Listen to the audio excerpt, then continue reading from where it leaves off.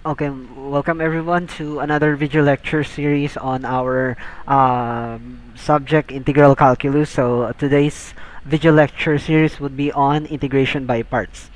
Okay, so this topic on integration by parts is actually a topic on techniques of integration. So we are presented with techniques of integration in order for us to be prepared on um integrating several forms of functions that we will be using or encountering as the form of our integrand.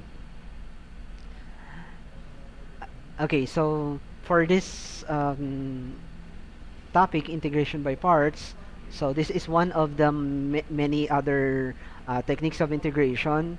So I will be presenting to you one of those several techniques, and we will be reserving the other techniques for integration in a different video lecture series. So as of the moment, this is simply techniques of integration and integration by parts. Okay, so let's start the lecture with a review on our one of the topics in differential calculus. If you remember or you try to remember this in your differential calculus, remember in your differential that we there is a form of getting the derivative of a given function which is expressed in terms of two distinct portions, and we represent those portions in a given function as f of x and g of x. Now, of course, here f of x and g of x are being multiplied together, so f of x times g of x represents a product. So if we're going to um, get the derivative of a product, the derivative of a product, if you recall this in your differential calculus, is expressed with this expression. Okay, so the derivative of f of x times g of x is equal to f of x times the derivative of g of x plus g of x times the derivative of f of x. Now, normally we represent this derivative of a product using a nomenclature, or for us to easily remember the formula. We refer to f of x as the first form of the function and g of x as the second form of the function, the overall function. So if we refer to f of x as the first and g of x as the second, then the derivative of the product is equal to first derivative of second plus second derivative of first. So for easily remembering the form of the given function. Okay, so from here, we actually derive the formula for applying integration by parts.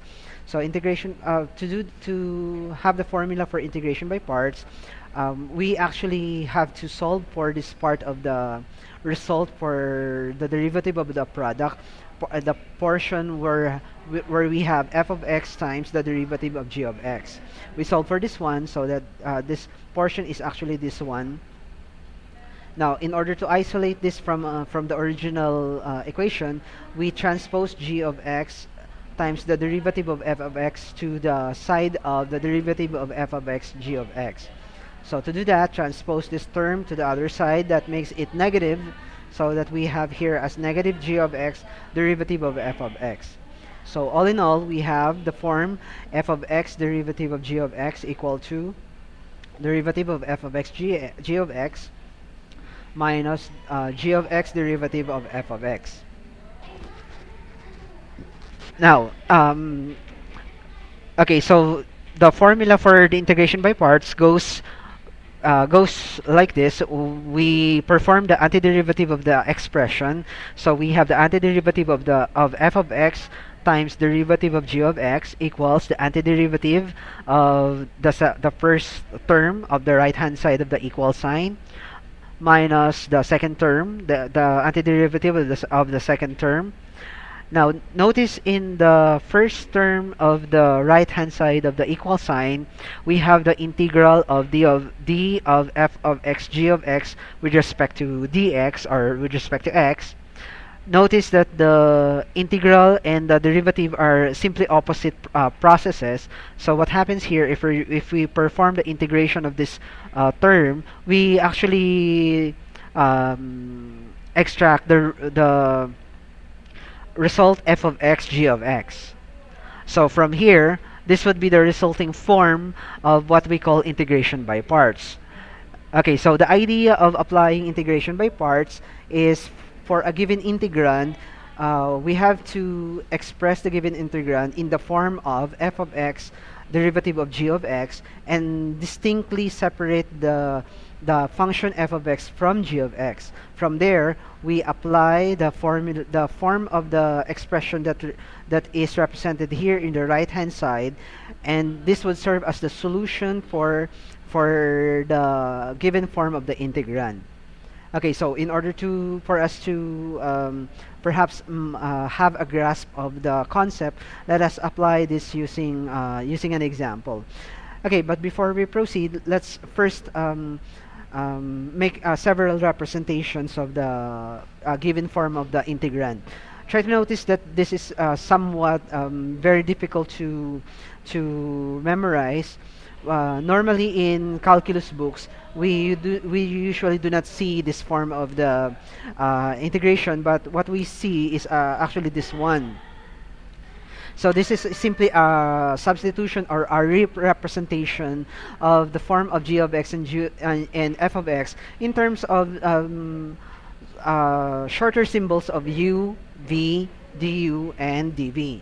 So here we represent f of x as u, we represent g of x as v, and we represent du as the derivative of f of x, and dv as the derivative of g of x.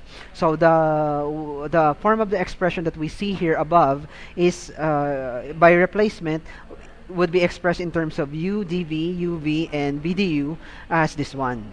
So integral of u dv is equal to uv minus integral of v du. Okay, so just like what I have mentioned to you earlier, the technique here in order to properly perform integration by parts is to separate or distinctly separate the given integrand in the form of u dv and apply the form uv minus integral of v du as a solution to the given integrand. Okay, so let's take a few examples. Okay, so example number 1, integral of x ln of x dx. Now, what you see here is that we represent u is equal to ln of x and dv equal to x dx. Now, of course, from u, in order to get du, we need to get the derivative of the given expression. In this case, ln of x. So we get the derivative of u as the derivative of ln of x. So that would be dx over x. Now, from the given expression for dv, which is equal to x dx, in order to get v from dv, we need to integrate or perform the antiderivative of dv so that we have v, so that we have we need to perform the antiderivative for x dx. Now, of course, performing the antiderivative for x dx means that we are going to apply the power formula for x dx. So v becomes 1/2 x squared. So that is x raised to 1 plus 1 over 1 plus 1. So that becomes 1/2 x squared. Now, after doing the representation for u, dv, du, and dv, the next step is actually to substitute the values for u, v, du, and dv in the given pattern for integration by parts, then solve the corresponding half of the solution. Then the result should be the overall answer for the integration of the form of u dv. Okay, so this line represents the substitution of the values u, du, dv, and v. So this represents your u times v minus integral of v times du. Okay, so this becomes 1/2 x squared ln of x minus 1/2 can be written outside of the integral sign. So this becomes 1/2 integral of x squared over x cancels one of the x's, so we have x dx. Now, of course, the other half of the integral is to perform the antiderivative for x dx, so that becomes 1 half x squared times times negative 1 half outside, that becomes 1 negative 1/4 x squared, then plus c. Okay, so the overall, the answer for the integral of x ln of x dx is equal to 1 half x squared ln of x minus 1/4 x squared plus c. Now, let me emphasize that what we have chosen as part of the overall strategy performing integration by parts is that we have chosen ln of x as our u, and we have chosen x dx as our dv. Now, the difficulty here for this technique is to lies with the choice of which of the portion in your integrand would be the proper choice for u and dv.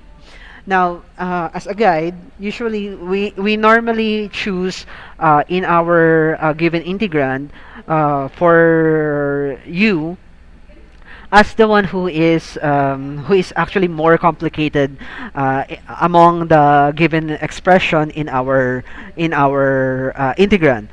Of course, in our integrand, we only have two expressions. One is x, and the other one is ln of x.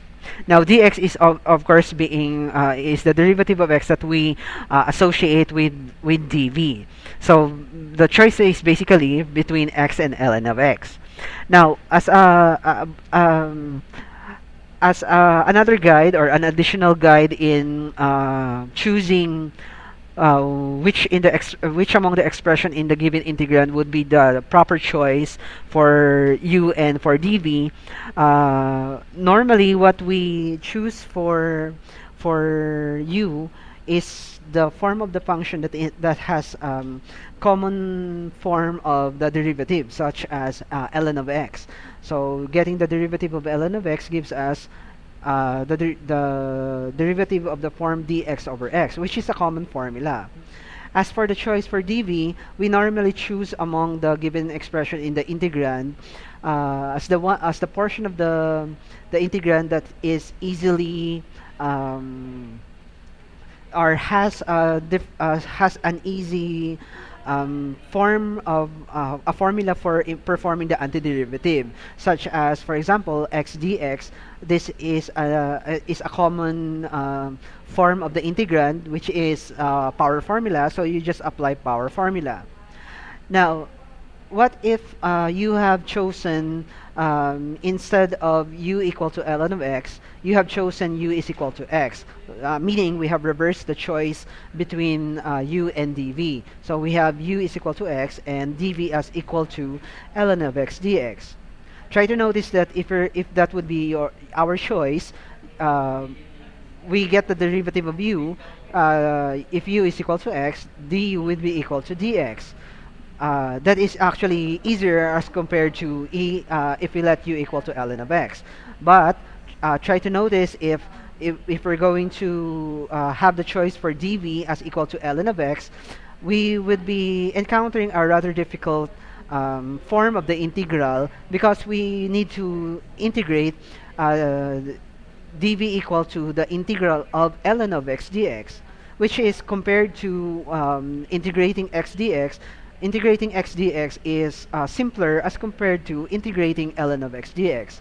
So this is another key point or key guide in order for you to be guided properly on the choice of whether which of among the given forms of the function in the integrand would be our choice for u and dv. So again, let me repeat that. As a guide, one of the key points in choosing whether which of the given forms in the integrand would be the proper choice for u and dv. Number one, our choice for u is normally the form of the function that is more complicated than the other, so that we could easily get the derivative of that form of the function. And of course, once we have chosen u, the rest of the integrand would serve as our dv.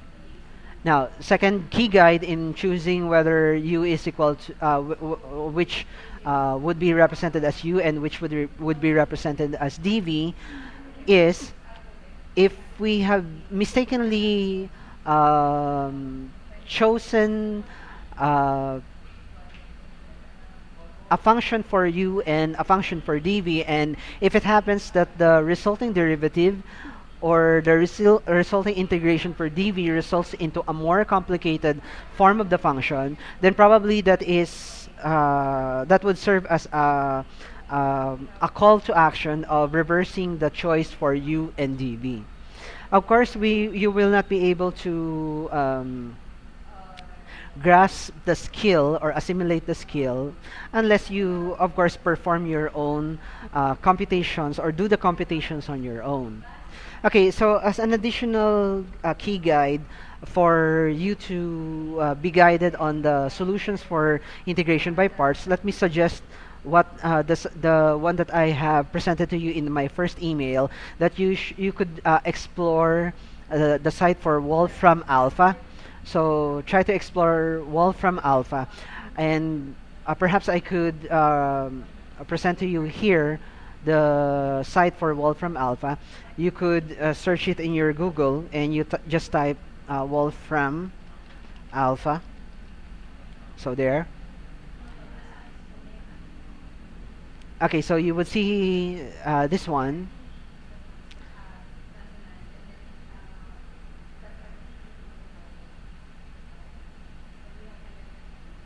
Okay, so perhaps while waiting for the site to load, I'll just continue with the second example. Okay, so let's proceed with example number 2. Later on, we will be verifying if using Wolfram Alpha if our answer here is correct. Okay, so perhaps I could proceed with example number 2. Okay, so example number 2, we have integral of x cubed times e raised to x squared dx. Okay, so at this point in our study of integral calculus, before I proceed with the solution, um, of course you are expected to have assimilated a certain amount of skill already at this point. So that means you are expected that some of those that we have studied before will be employed in later solutions for higher forms of integration or integration techniques. Now, one of those techniques is the representation of one of the forms of the function, especially if the form of the function has more complex forms, such as exponential forms or logarithmic forms that has embedded function within a function. So when we encounter such forms of the function, we usually employ a technique of representing that form of the function as a single letter, such as u or such as w that we or any other letter, just like what we see here. So as part of the techniques of integration. So for example, in this illustration, we see that we let w equal to x squared, the exponent for our exponential base, natural logarithmic base e. So we let w equal to x squared. Then the next step is to get the derivative of w. So that would be dw is equal to the derivative of x squared. So the derivative of x squared is 2x derivative of x.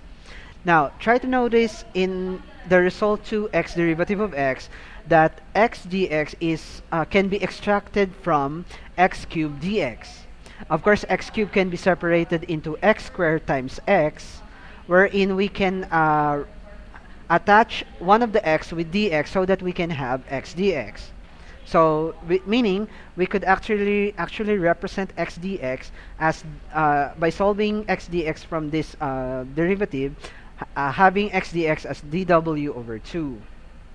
Now rewriting the original integral of x cubed e raised to x squared dx in this form, integral of x squared e raised to x squared x dx. Uh, of course, and replacing the representation that we have done here, x squared is replaced as w, e raised to w, and of course x dx is dw over 2. So from here, we can remove the 1/2 and put it outside the integral so that we have 1/2 integral of w e raised to w dw. So from here, this is actually more simpler as compared to our original given x cubed e raised to x squared dx. So from here, we can now employ integration by parts. So doing that, we let u equal to w, then du is equal to dw. We let dv equal to e raised to w dw. And of course, in order to get v, we need to perform the antiderivative for e raised to w dw. So of course, the result would be e raised to w. Okay, so uh, doing now integration by parts, we substitute the values for u times v minus integral of v du. So that this becomes 1/2 integral of u times v, that means w times e raised to w. So this is u times v minus integral of v du. So that is e raised to w dw. Okay, so um, of course, 1/2 is multiplied to the expression. We can redistribute 1/2 inside the expression so that we have 1/2 w e raised to w minus 1/2, and the result of the integral e raised to w dw is of course e raised to w then plus c. Now this would serve as our final answer if we replace w with our original representation as x squared. Okay, so the result becomes 1/2 x squared e raised to x squared minus 1/2 e raised to x squared and plus c.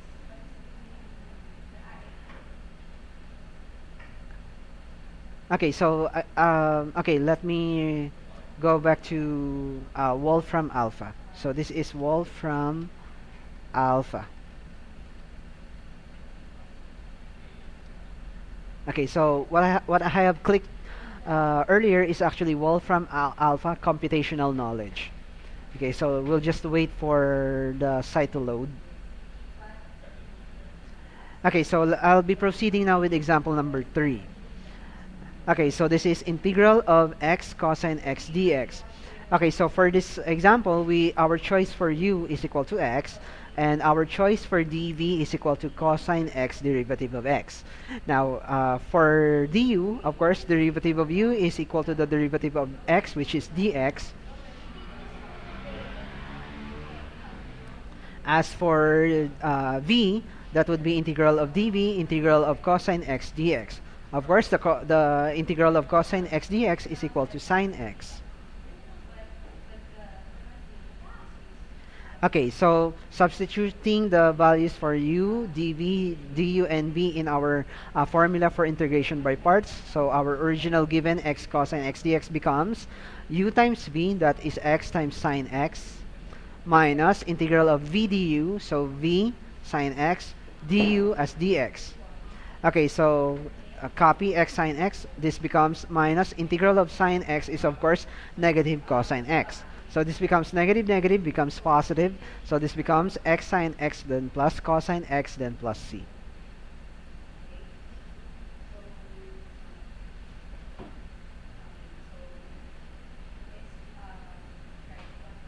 Okay, so for the last example, we have example number 4. This is integral of e raised to x sine x dx. Okay, so this technique for example number 4 is actually still integration by parts, but try to notice that I have employed here integration by parts twice in the solution. That is why you see here the representation for u and v as u sub 1 and v sub 1 for the initial application of the integration by parts, and again the second time that I have employed integration by parts, so that I have used u sub 2 and v sub 2. So this indicates that I have made use of integration by parts for the same problem twice in the solution. Okay, so why is it that I have done the solution in employing integration by parts twice in the solution, the relevance of which is will be seen later on. Okay, so let me just start with the initial step. Okay, so from our choice of u and v, the choice for u is e raised to x, and the derivative of u will be e raised to x derivative of x. Now, of course, this is the initial step, so I have subscript the symbols for u and v as u sub 1 and v sub 1, du sub 1 and dv sub 1. Now, for the choice for dv sub 1, that will be equal to sine x dx, and the integral of dv sub 1 is v sub 1. That means that would be the integral of sine x dx, so which is negative cosine x. So doing the integration by parts, so this becomes u times v, u times v, so that becomes e raised to x negative cosine x minus integral of v times du. So that is negative cosine x times e raised to x derivative of x. Now, simplifying, this becomes negative e raised to x cosine x, then negative negative becomes positive, integral of e raised to x cosine x derivative of x. Now, try to notice the form of the second half of the integral e raised to x cosine x dx. This is almost similar as compared to our original given, except we are using cosine instead of sine. This indicates that we will need to perform another integration by parts, this time for this portion of the solution. So doing that and having to be consistent with the solution of the representation for our choice for u and v, we have chosen e raised to x as our u before.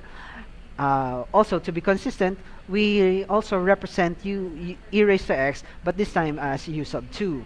And for our dv sub 2, our choice would be the trigonometric function cosine x dx. Okay, so for du sub 2, that would be e raised to x dx. And for v sub 2, that would be integral of cosine x dx. Integral of cosine, of course, is sine x. Now, performing integration by parts for the second half of the integral, that becomes eu sub 2 times v sub 2, so that is e raised to x sine x, this one, minus integral of v du, so that is sine x times e raised to x dx. Okay, so next is to perform or simplifying. This becomes negative e raised to x sine x dx. Now, at this point, try to notice that the second half of the solution, negative integral of e raised to x sine x dx, is actually our original given, which is this one. So that means if we're going to employ another integration by parts for this portion of the solution, what would happen is that we will be only repeating the same structure of the solution, and eventually the solution would be circular and the solution would not actually end. But fortunately, try to notice further that our integral e raised to x sine x, which is our given, is actually negative in this portion of the solution. So that means if we're going to transpose this negative term to the side of the original given, that makes it positive.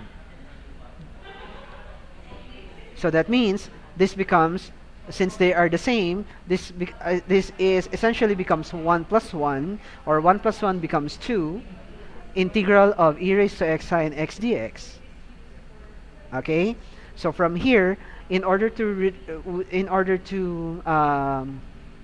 retrieve our original given integral of e raised to x sine x dx, we just simply need to divide both sides by 2. So what happened here is we have re-expressed our solution in terms of our original given integral of e raised to x sine x dx, and this becomes equal to negative 1/2 e raised to x cosine x, then plus 1/2 e raised to x sine x, then plus c. Of course, the plus c here also is represents any form of the constant. Since there are no more integral sign on the right hand side of our solution, then this would serve as our final solution. Okay, so here is the site for Wolfram Alpha. Now, the use of Wolfram Alpha, you can make use of Wolfram Alpha as a tool in order for you to verify if if the given integrand uh, is the same as what we have computed manually. So, for example, if we're going to enter here in our search bar the form of the integral that we have already solved. So for example, if we copy here the form of the solution for example number 1, okay, so and enter it here in Wolfram Alpha. So for example, we have here integral of the form x ln of x dx. Then hit enter. Then let's just wait for the resulting computation. Okay, so what you see here is that Wolfram Alpha actually retrieves information from the internet and from its databases, so that it would arrive with the corresponding solution. So what is presented here by Wolfram Alpha is the result for the integral of x ln of x derivative of x is actually um,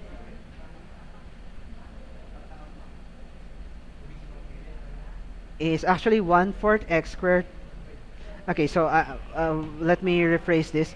This is supposed to be ln of x derivative of x. So let me repeat that again. Integral of x ln of x dx.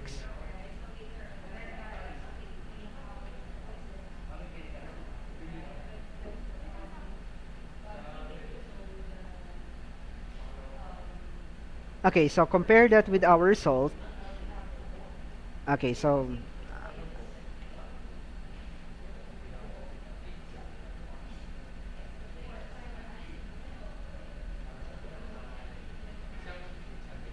integral of x ln x dx.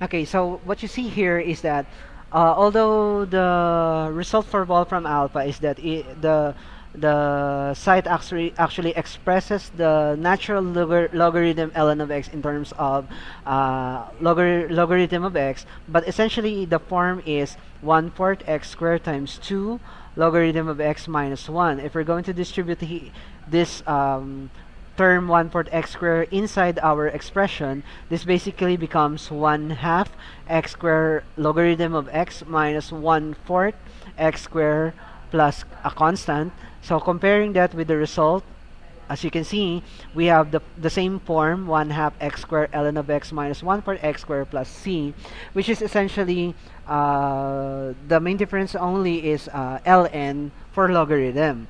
But basically, logarithm is the same as ln, except for logarithm is for generic base, whereas ln is making use of the natural logarithmic base. So but basically both of them are logarithms.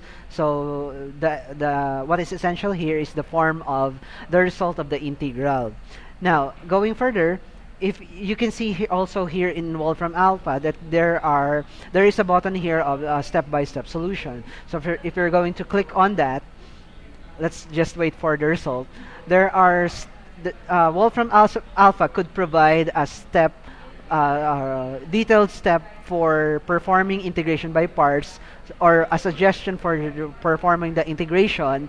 So as you can see here, that Wolfram Alpha suggests the solution for x logarithm of x by integration by parts, and Wolfram Alpha also suggests the proper choice for the representation of f and dg. Of course, f and dg represents our u and dv, f for u and g for v.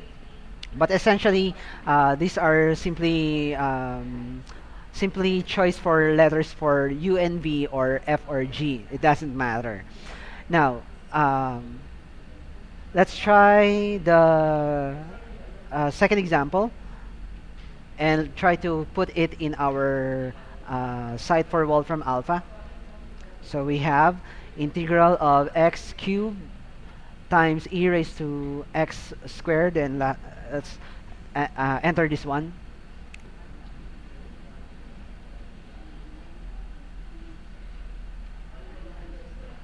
Okay, so what we see here as a result, we have 1/2 e raised to x squared times the term x squared minus 1. If we're going to distribute this term inside the term in the parentheses, this becomes 1/2 e raised to x squared, 1/2 x squared e raised to x squared minus 1/2 e raised to x squared. So essentially, comparing that with our result, they are actually the same. 1/2 x squared e raised to x squared, that is 1/2 times the first term, 1/2 x squared e raised to x squared, minus 1/2 e raised to x squared, 1/2 e raised to x squared. So this is actually 1/2 e raised to x squared times negative 1. Now, if we're going to look at the step-by-step solution, try to notice that that sometimes Wolfram Alpha would have a limited suggestion of doing the or performing the solution, but as you can see here, Wolfram Alpha suggests that our representation for u equal to x squared, in our case, in our solution, we represent first x squared as equal to w, then in performing integration by parts. Just like what we see here. For the integrand, e raised to u, integrate integration by parts, integral of f dg. You could also see all the steps by clicking on to see all the steps. Okay, but I'll just be leaving that to you to explore. Okay, so let's have example number 3. Okay, so the form of the given function is integral of x cosine x. So let's put this in our Wolfram Alpha. Okay, so that would be integral of x cosine x. So the result, you see, you have x sine x plus cosine x then plus c. So compared to our result, the result is x sine x plus cosine x plus c. Now, what we see here is that we have compared the result of making use of a tool, Wolfram Alpha, to make the computation for us. Just like any calculator, Wolfram Alpha would serve as a tool for you to assist you in doing the computation, but that is not essentially the point. The point here is once you are do the solution during your exams, you will not have Wolfram Alpha with you, or you wouldn't be even be having your calculators with you during the exams. So the point here is for you to assimilate the skill in performing the mathematics necessary in order to get the answer. Wolfram Alpha could assist you with the solution of how to perform, and perhaps give you a guide on choosing what to choose between, which of the given form of the function in your integrand be the proper choice for u and dv, but it would not serve any aid for you when you do the exams. So, as a further suggestion, you could make use of Wolfram Alpha as an aid during your studies, but up to this point, that would serve, that would only be its purpose up to now. Okay. Okay, so this would end our discussion on integration by parts. So I hope that you will be able to make use of Wolfram Alpha to assist you in doing your computation. Now, for this topic, I'll be asking you to verify the solution for the following results using integration by parts. So this is the given, this is already the result. You could use Wolfram Alpha to guide you in doing the solution, but again, just like what I asked you before, I will be asking you to perform the solution by hand and try to picture uh, your answer in JPEG format and send it to me. Okay, so I'll be expecting your answer tomorrow, May 4, 2016.